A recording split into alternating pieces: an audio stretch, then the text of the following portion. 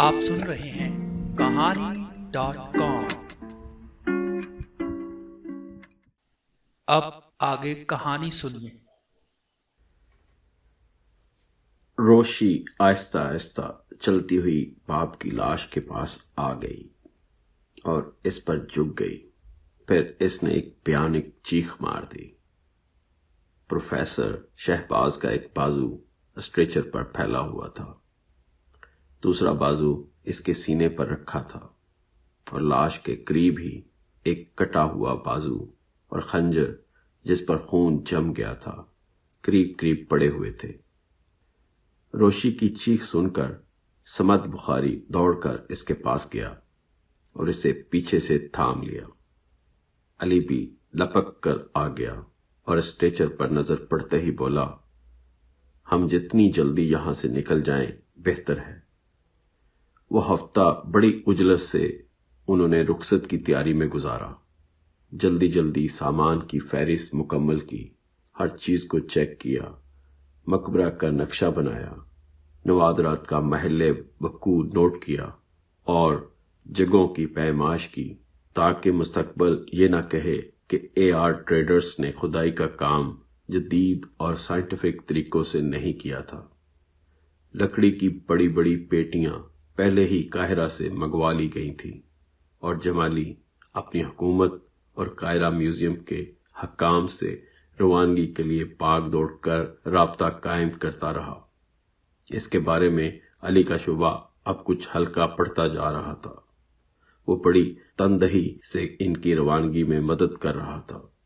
शायद इसकी वजह यह हो कि वो जल्द अज जल्द इनकी पुष्ट देखना चाहता था।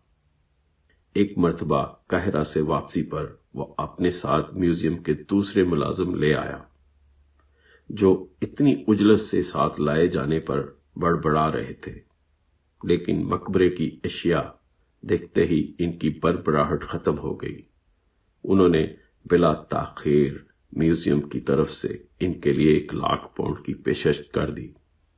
ये इतनी बड़ी रकम थी कि खुदाई के सारे अखराजात भी पूरे हो जाते और फर्म को खासा मुनाफा भी होता।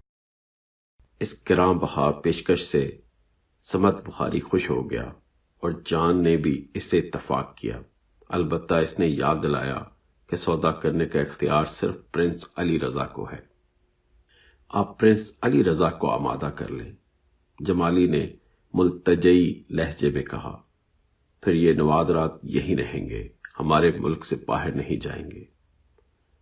मेरे ख्याल में मुनासिब यही है कि तुम्हारे म्यूजियम में इनकी नुमाइश की जाए, प्रोफेसर समद बुखारी ने कहा। हाशमी ने एक ठंडी सांस लेकर कहा, अगर ऐसा हो जाए तो अजाब दूर हो जाएगा। अली के माथे पर बल पड़ गए। इसने चाहा कि जमाली की असल नीयत का पता चलाए, लेकिन बुखारी ने आंख के इशारे से मना कर दिया। हफ्ते के आखिरी 2 रोज अशिया चेक करने और उन्हें मकबरे से निकलवाने में गुजरे और अली खुश था कि सारे नवादरात बहफाजत मैदान में पहुंचा दिए गए थे और कुलियों ने कोई तोड़ फोड़ नहीं की थी। अली ने फहरिस्त को आखिरी मर्तबा चेक किया और इसे रोशी के हवाले कर दिया कि संभाल कर रख ले। वो बुखारी के साथ खुशगपियों कर रहा था कि जमाली ने आकर प्रिंस अली रजा की आमद की इतला दी। बुखारी और अली इसकी गैर मुतवक्को आमद पर हैरान रह गए। चलो अच्छा है, इसके सामने सारा काम हो जाएगा, बुखारी ने पल आखिर कहा। वो गार में आपका इंतजार कर रहे हैं, नासिर जमाली ने कहा, और वो दोनों प्रिंस अली रजा से मिलने गए तो रोशी पहले ही वहां पर पहुंच चुकी थी। तुम्हारे लिए मैं एक छोटा सा तोहफा लाया हूं। जब वो गार में दाखिल हुए तो प्रिंस रोशी से कह रहा था और इसका तोहफा मिठाई की सूरत में था। रोशी ने मिठाई का एक टुकड़ा उठाकर मुंह में रखा। इसी असना में प्रोफेसर बुखारी और अली असर गार में दाखिल हो गए। प्रिंस अली रजा ने इन दोनों को आते देखकर कहा, आप भी शौक करें हजरात। प्रोफेसर समद बुखारी ने मिठाई का टुकड़ा चखा और फिर तौसीफ में सर हिलाने लगा। काम तो ठीक ठाक हो रहा है ना? प्रिंस ने पूछा। मैं तुम्हें एक शानदार खबर सुनाना चाहता हूं, مسٹر علی رضا، سمت بخاری نے کہا۔ وہ کیا؟ علی رضا نے چونک کر پوچھا۔ مجھے یقین ہے یہ خبر تمہارے لیے نہایت دل خوش کن ہوگی۔ ناصر جمالی ہمارے نوادرات کے لیے قاہرہ میوزیم سے بڑی زبردست رقم کی پیشکش لایا ہے، اتنی بڑی رقم کہ اس سے ہمارے سارے اخراجات پورے ہو جائیں گے اور اس کے بعد بھی آپ کو زبردست منافع ہوگا۔ خوب، بہت خوب۔ یہ رقم کتنی ہے؟ 1,00,000 پاؤنڈ، پروفیسر سمت بخاری نے جواب دیا، اور پرنس علی رضا کا فلک شگاف کہا غار میں گونج اٹھا۔ 1,00,000 پاؤنڈ؟ تمہارا دماغ چل گیا ہے کیا؟ اس نے اپنی ہنسی روک کر کہا۔ پروفیسر بخاری کے چہرے پر تناؤ آ گیا۔ وہ ایسی طرز گفتگو کا عادی نہیں تھا۔ اس کے ہونٹ کچھ کہنے کے لیے کپ کپ آئے، لیکن پھر وہ رک گیا۔ وہ پرنس علی رضا سے کچھ سننا چاہتا تھا۔ میں تمہیں بتاتا ہوں سمت بخاری، پرنس علی رضا نے شگفتگی سے کہا، میں ساری دنیا میں گھوم پھر کر اس ممی اور نوادرات کی نمائش کروں گا، اور اس سے آمدنی 1,00,000 پاؤنڈ سے زیادہ ہی ہوگی۔ آپ ایسا نہیں کر سکتے۔ بہتر یہ ہے کہ آپ یہ ممی اور نوادرات یہیں عجائب خانہ میں جمع کرا دیں، ناصر جمالی نے غراق کر کہا۔ نہیں کر سکتے سے کیا مراد ہے تمہاری؟ آئندہ مجھ سے بات کرنی ہو تو پہلے غور کرنا مسٹر ناصر جمالی، سن لیا؟ پرنس علی رضا نے سرد مہری سے کہا۔ پھر پروفیسر بخاری اور علی اصغر سے کہنے لگا، تم دونوں اگر چاہو تو میرے ساتھ شامل ہو جاؤ اور پھر دیکھو کہ میں پیسہ کیسے کماتا ہوں۔ لیکن ایسا تو پہلے کبھی نہیں ہوا، بخاری نے گلا صاف کر کے کہا۔ یقیناً نہیں ہوا۔ اتنی اہم اور تاریخی چیزوں کا عام شو نہیں دکھایا جا سکتا، سمت بخاری نے کہا۔ ہاں، یہ مقدسات کی بے حرمتی ہے، ناصر جمالی احتجاجاً چیخا۔ مسٹر ناصر جمالی، دولت کمانے سے کسی کی کوئی بے حرمتی نہیں ہوتی، پرنس علی رضا ڈٹائی سے بولا۔ اگر آپ کا سنجیدگی سے یہی ارادہ ہے تب اس سلسلے میں اپنے اعلیٰ حکام سے بات کرنے پر مجبور ہوں، ناصر جمالی نے کہا۔ تمہارا جو دل چاہے وہ کر سکتے ہو، میں نے تمہیں منع تو نہیں کیا، پرنس علی رضا نے جواب دیا، اور ناصر جمالی سے گھورنے لگا۔ پھر وہ پروفیسر سمت بخاری کی طرف مڑا۔ پروفیسر بخاری، مجھے یقین ہے کہ آپ کا وقار اور ذوق آپ کو اس طرح کا کوئی کام کرنے کی اجازت نہ دے گا، اس نے کہا۔ مسٹر ناصر، پروفیسر بخاری میری فرم کے لیے کام کر رہے ہیں، پرنس علی رضا نے تنبیہاً کہا۔ ٹھیک ہے، ناصر جمالی نے مایوسی سے سر ہلایا اور سر جھکا کر دروازے کی طرف بڑھتے ہوئے بولا، مجھے چند اقدام کرنا پڑیں گے اور ان کے لیے میں معافی کا خواستگار ہوں۔ اس کے جانے کے بعد پرنس علی رضا نے غراق کر کہا، یہ سب ایک ہی جیسے ہوتے ہیں، ہمیشہ کسی نہ کسی چکر میں رہتے ہیں، وہ جو چاہتا ہے کرنے دو، آؤ ہم تفصیلات طے کر لیں۔ کیسی تفصیلات؟ بخاری نے پوچھا۔ اپنی نوادرات کی نمائش کے سلسلے میں نے سوچا ہے کہ ہم سب سے پہلے لندن چلیں گے۔ کیا تم سنجیدہ ہو پرنس؟ ہاں، پرنس علی رضا نے اطمینان سے کہا، میں ان چیزوں کو ایک چھوٹے سے شہر کے میوزیم میں رکھوانے کی بجائے دنیا بھر میں ان کی نمائش کرنا چاہتا ہوں۔ نہیں پرنس رضا، یہ ممکن نہیں ہے۔ اگر تم اپنی اس بچکانہ خواہش پر مصر ہو تو میرے پاس اس کے سوا کوئی دوسرا راستہ نہیں ہے کہ میں اپنی ان ذمہ داریوں سے سبق دوش ہو جاؤں۔ میں اس کام میں شریک نہیں ہو سکتا، پروفیسر بخاری نے سخت لہجے میں جواب دیا۔ تھوڑی دیر کے لیے غار میں سکوت چھا گیا۔ پرنس علی رضا کچھ دیر تک جنبش کیے بغیر بیٹھا رہا، پھر وہ علی اصغر کو دیکھنے لگا۔ مان پرنس نے کہا، مسٹر علی رضا، کیا تم میرا ساتھ دینا پسند کرو گے؟ علی رضا سچ پٹا گیا۔ شہرت، دولت اور نمایاں مقام، ساری چیزیں ذہن میں آ گئیں۔ پھر اس کی نظر پروفیسر بخاری کی طرف اٹھی۔ اس نے اپنے ذہن میں آئی ہوئی ساری باتیں جھٹک ڈالیں پروفیسر بخاری اس کا استاد تھا۔ اس نے رک رک کر کہا، جہاں تک میرا خیال ہے پروفیسر بخاری بدستور انچارج ہیں۔ پروفیسر بخاری تو ہمیں چھوڑ رہے ہیں علی اصغر۔ پرنس علی رضا نے کہا۔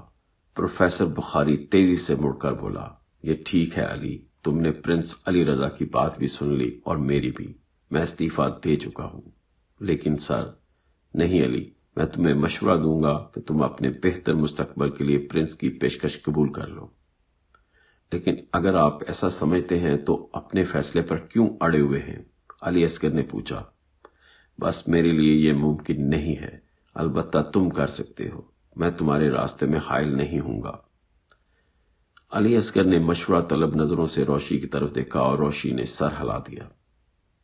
آج رات کھانا تم لوگ میرے ساتھ کھاؤ، پرنس نے اس گو مگو کی کیفیت کو ختم کرنے کے لیے کہا۔ علی اصغر اور روشی پرنس کے ساتھ جس جگہ کھانا کھانے گئے وہ قریبی بستی میں ایک چھوٹا سا ہوٹل تھا۔ کھانا بھی بس ٹھیک ٹھاک تھا۔ کھانے کے دوران اس نے اچانک علی اصغر سے پوچھا، تم نے میرے ساتھ رہنے کے بارے میں کوئی فیصلہ کیا؟ میں آپ کے ساتھ ہوں پرنس۔ الفاظ خود بخود ہی علی اصغر کے ہونٹوں سے پھسل گئے۔ مجھے بڑی خوشی ہوئی مسٹر علی، روشی نے بھی بے ساختہ کہا۔ پھر وہ مستقبل کے بارے میں باتیں کرنے لگے۔ کچھ دیر بعد ایک آدمی بھیڑ بھاڑ میں سے راستہ بناتا ہوا علی اصغر کے پاس آیا اور اسے کہنے لگا، سر، آپ کو آپ کا مالک بلا رہا ہے۔ اس نے کہا کہ جلدی سے آ جاؤ۔ او، کیا پروفیسر بخاری نے؟ علی نے پوچھا۔ جی ہاں جناب، اس شخص نے جواب دیا، اور علی پرخیال نگاہوں سے پرنس رضا کو دیکھنے لگا۔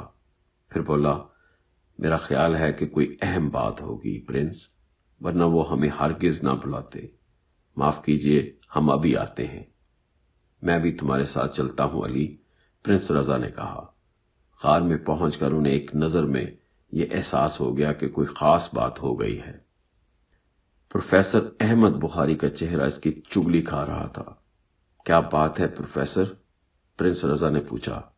یہاں کچھ لوگ آئے تھے، مجھے یوں محسوس ہوتا ہے جیسے کہ کچھ لوگوں نے یہاں خاصی دھماکہ چوکڑی مچائی ہو، تمام چیزیں اپنی جگہ سے ہٹی ہوئی ہیں، اور ہاں، اور کیا، ایک لاش بھی موجود ہے، لیکن یہاں سے کچھ فاصلے پر۔ او، کس کی لاش ہے؟ پرنس علی رضا نے خوفزدہ انداز میں پوچھا۔ شاید کلی کی، میرا مطلب ہے اس شخص کی جسے ہم نے یہاں پہرے پر معمور کیا تھا۔ کہاں ہے اس کی لاش؟ علی رضا نے سوال کیا، اور علی اصغر کے اشارے پر وہ لوگ وہاں سے آگے بڑھ گئے۔ غار سے کچھ فاصلے پر ایک شخص اوندے منہ ریت پر پڑا ہوا تھا۔ اس کے سینے میں گھسے ہوئے خنجر کا پھل اس کی پشت سے باہر نکلا ہوا تھا، اور وہاں خون کے کچھ قطرات جمے ہوئے تھے۔ علی رضا نے بوجھل نگاہوں سے اسے دیکھا اور پرخیال انداز میں گردن ہلاتے ہوئے واپس غار کی جانب چل پڑا۔ تمہیں اچھی طرح یقین ہے کہ غار سے کوئی چیز غائب نہیں ہوئی ہے؟ ہاں، بظاہر تو ایسا محسوس ہوتا ہے، لیکن غار میں تلاشی لینے والے کیا چاہتے تھے؟ ہم اس کی بجائے اس بات پر کیوں نہ غور کریں کہ اس عظیم نوادرات کے ذخیرے میں ہمارے علاوہ کوئی اور بھی بھرپور دلچسپی لے رہا ہے؟ سب لوگ پرخیال انداز میں گردن ہلانے لگے تھے۔ رات کا وقت تھا۔ تاریک سمندر پرسکون صحرا کی مانند بے کنار نظر آتا تھا، لیکن اس کی سطح سے ہوا کے ٹھنڈے ٹھنڈے لطیف جھونکے اٹھ اٹھ کر جہاز کے عرشے پر پھیل رہے تھے۔ روشی محسوس کر رہی تھی جیسے وہ تاحیات اس طرح جہاز کی ریلنگ پر جھکی رہے گی اور نیچے گہرے پانی کی سرگوشیاں سنتی رہے گی۔ دور سے آرکسٹرا کی مدھم خوابناک آواز آ رہی تھی۔ عرشے پر سکوت پھیلا ہوا تھا۔ دفتن اسے اپنے قریب ہی قدموں کی چال سنائی دی، اور پھر علی اصغر کی آواز ابھری، کتنی حسین رات ہے، تمہارا کیا خیال ہے روشی؟ روشی کو ایک لمحے کے لیے انبساط کا احساس ہوا۔ علی رضا کا قرب اسے ہمیشہ فرق میں مبتلا کر دیتا تھا۔ وہ اس کی قربت کی خوشبو سے بہت محصور ہو جاتی تھی۔ علی اصغر اس کے نزدیک ہی کھڑا ہو گیا، اور روشی کی خوابناک آنکھیں اس کی جانب اٹھ گئیں۔ مجھے یہاں اس ماحول میں، اس پرسکون اور حسین ماحول میں ایک کمی محسوس ہو رہی تھی، اور میرا دل چاہ رہا تھا کہ یہ کمی پوری ہو جائے۔ وہ کمی یقیناً تمہاری ہی تھی علی اصغر۔ شکریہ روشی، میں اپنی قسمت پر نازا ہوں۔ کیا تم یقین کرو گی کہ مجھے بھی نیچے ایک شدید سی بے چینی کا احساس ہو رہا تھا، علی اصغر نے کہا، اور دونوں ہنس پڑے۔ مجھے کیبن میں پڑی ہوئی ممی کا خیال آ رہا ہے۔ چند لمحات کے بعد روشی نے کہا، اس کی فکر کیوں کرتی ہو؟ اسے بڑی حفاظت سے بند کیا گیا ہے۔ علی رضا نے اسے اطمینان دلایا۔ ابھی وہ لوگ باتیں کر ہی رہے تھے کہ اتنے میں ایک حویلہ ان کی طرف آتا دکھائی دیا۔ اس کے قدموں میں ڈگمگاہٹ تھی، لیکن جب وہ قریب آیا تو انہوں نے اسے پہچان لیا۔ وہ سمت بخاری تھا۔ کیا ہو رہا ہے بچوں؟ کیا ہو رہا ہے؟ سمت بخاری کی لڑکھڑائی ہوئی آواز سنائی دی، اور وہ دونوں چونک کر اسے دیکھنے لگے۔ عام حالات میں سمت بخاری ہوش و حواس میں رہنے والا آدمی تھا، لیکن اس وقت اس کی زبان کی لڑکھڑاہٹ بتا رہی تھی کہ اس نے بے تحاشا پی لی ہے۔ وہ متحیرانہ نگاہوں سے اسے دیکھنے لگے۔ میں تم لوگوں کو اس حسین اور پرسکون رات کی مبارکباد دیتا ہوں، سمت بخاری نے کہا، اور وہاں سے آگے بڑھ گیا۔ یہ کیا ہو گیا؟ سمت بخاری تو پینے کے عادی نہیں تھے۔ مجھے خود حیرت ہے، لیکن بہت سے معاملات ایسے ہو رہے ہیں جن سے ہم پہلے کبھی روشناس نہیں ہوئے تھے۔ تم مصر کے پر اسرار ماحول سے متاثر نہیں ہو علی اصغر؟ مصر میرا پسندیدہ ترین موضوع رہا ہے۔ امرامین اور فرعون کے مقبرے ہمیشہ میرے لیے پرسرار اور دلکش رہے ہیں۔ یہاں کچھ بھی ہو سکتا ہے، علی اصغر نے جواب دیا۔ روشی پانی کی طرف دیکھنے لگی۔ اسے اپنے باپ کی موت کا سخت صدمہ تھا، لیکن بہر طور وہ اپنے آپ کو سنبھالے ہوئے تھی۔ تعجب کی بات یہ تھی کہ پروفیسر بخاری شراب کے نشے میں نظر آیا تھا۔ ویسے علی رضا نے اس کے ساتھ جو سلوک کیا تھا، ممکن ہے اس کا اس پر شدید رد عمل ہوا ہو۔ اس سے بڑا صدمہ مصر کی حکومت کی طرف سے ملا تھا۔ سمت بخاری کو حکومت مصر کی طرف سے کو ملا تھا کہ وہ آئندہ اس سرزمین پر قدم نہ رکھے، اور اگر اس نے ایسا کیا تو اسے شدید نتائج کا سامنا کرنا پڑے گا۔ ابھی وہ خاموش کھڑے خیالات میں ڈوبے ہوئے تھے کہ دفعتاً ایک دل خراش چیخ سنائی دی۔ یوں لگا جیسے کسی کو چیخنے سے روک دیا گیا ہو۔ یہ چیخ اگر ان کا وہم نہیں تھا تو وہ پروفیسر بخاری ہی کی تھی۔ علی اصغر اچھل پڑا۔ تم یہیں رکو روشی، میں دیکھتا ہوں، اس نے کہا، اور اس دروازے کی طرف دوڑا جو دو کیبنوں کے درمیان راہداری میں کھلتا تھا۔ روشی نے لمحہ بھر توقف کیا اور پھر خود بھی اس طرف دوڑ پڑی۔ شاید کسی اور نے چیخ نہیں سنی تھی، کیونکہ اطراف کا ماحول بدستور پرسکون تھا اور کہیں ہلچل نہیں تھی۔ عرشے پر صرف ایک لمبا تڑنگا آدمی ٹہل رہا تھا۔ روشی جب دروازے کے قریب پہنچی تو ایک شخص تیزی سے باہر نکلا اور اس سے ٹکرا گیا۔ اس نے گرنے سے بچنے کے لیے اس شخص کا بازو پکڑ لیا تھا، اور دوسرے لمحے اس کی آنکھوں کے سامنے خنجر کی تار چمکی۔ روشی نے گھبرا کر اس کا بازو چھوڑ دیا اور ساتھ ہی لڑکھڑا کر قریب پڑی ہوئی کرسی پر گر گئی۔ وہ شخص خنجر بلند کر کے اس پر جھپٹا۔ اس وقت ایک دھمک سی ہوئی۔ عرشے پر ٹہلنے والا اجنبی حملہ آور کے پیٹ میں 2 زوردار گوسے لگا چکا تھا۔ وہ چاروں شانے چت گر پڑا، لیکن فوراً ہی اٹھ کھڑا ہوا اور لمبے تڑنگے شخص سے گتھم گتھا ہو گیا۔ دونوں لڑتے ہوئے عرشے کے وسط میں پہنچ گئے تھے۔ اندھیرے میں یہ معلوم کرنا مشکل تھا کہ کس کا پلہ بھاری ہے۔ دفعتاً روشی پر حملہ آور ہونے والا شخص چکراتا ہوا جہاز کی ریلنگ پر جا گرا، اور پھر اس کے بعد سمندر میں روشی کو اس مصیبت سے نجات دلانے والا اپنا لباس ٹھیک کرتے ہوئے آہستہ آہستہ چلتا ہوا اس کے پاس پہنچ گیا۔ دروازے سے آنے والی روشنی میں پہلی بار اس کا چہرہ دیکھا۔ اسے نوجوان نہیں کہا جا سکتا تھا، لیکن وہ درمیانی عمر کا بھی نہیں تھا۔ چہرہ کچھ عجیب سا تھا۔ روشی اس سے خاصی معروب ہوئی، اس نے روشی کے سامنے گردن خم کر کے کہا، سوری ڈیئر، اس نے تم پر دہشت طاری کر دی تھی۔ پتہ نہیں وہ کون تھا اور کیا چاہتا تھا، روشی بولی اور پھر ایک جھٹکے سے اٹھ کھڑی ہوئی۔ علی اصغر کہاں ہے؟ ان الفاظ کے ساتھ ہی وہ راہ دہلی میں دوڑ پڑی۔ پروفیسر بخاری کا کیبن 6 نمبر پر تھا۔ اس نے دروازہ چوپٹ کھلا ہوا تھا۔ اس کی دہلیز پر علی اصغر اوندے منہ پڑا ہوا تھا۔ جب وہ علی اصغر کے پاس پہنچی تو وہ کراہتا ہوا اٹھنے کی کوشش کرنے لگا۔ روشی نے اسے سہارا دے کر اٹھایا۔ علی اصغر نے آدھ کھلی آنکھوں سے اسے دیکھا اور ہاتھ سے کیبن کی طرف اشارہ کیا۔ اندر پروفیسر بخاری بھی اسی انداز میں اٹھنے کی کوشش کر رہا تھا۔ اس نے دونوں ہاتھوں سے سر کو تھام رکھا تھا۔ تب روشی نے بے قراری سے پوچھا، او ڈیئر، کیا ہوا کیا ہوا؟ ایک آدمی نے پہلے پروفیسر بخاری اور پھر مجھ پر حملہ کر دیا۔ علی اصغر نے سر کی طرف اشارہ کر کے کہا۔ پروفیسر بخاری بوقت تمام اٹھ کھڑا ہوا تھا اور آہستہ سے چلتا ہوا کیبن میں بنی ہوئی الماری کے پاس پہنچ گیا۔ اس میں سے بوتل نکالی اور اسے علی اصغر کی طرف کر کے ہلایا۔ علی اصغر نے نفی میں سر ہلا دیا تھا۔ میں تمہاری کوئی مدد کر سکتا ہوں بیٹے؟ پشت سے آواز سنائی دی۔ وہی لمبا تڑنگا اجنبی سامنے کھڑا ہوا تھا۔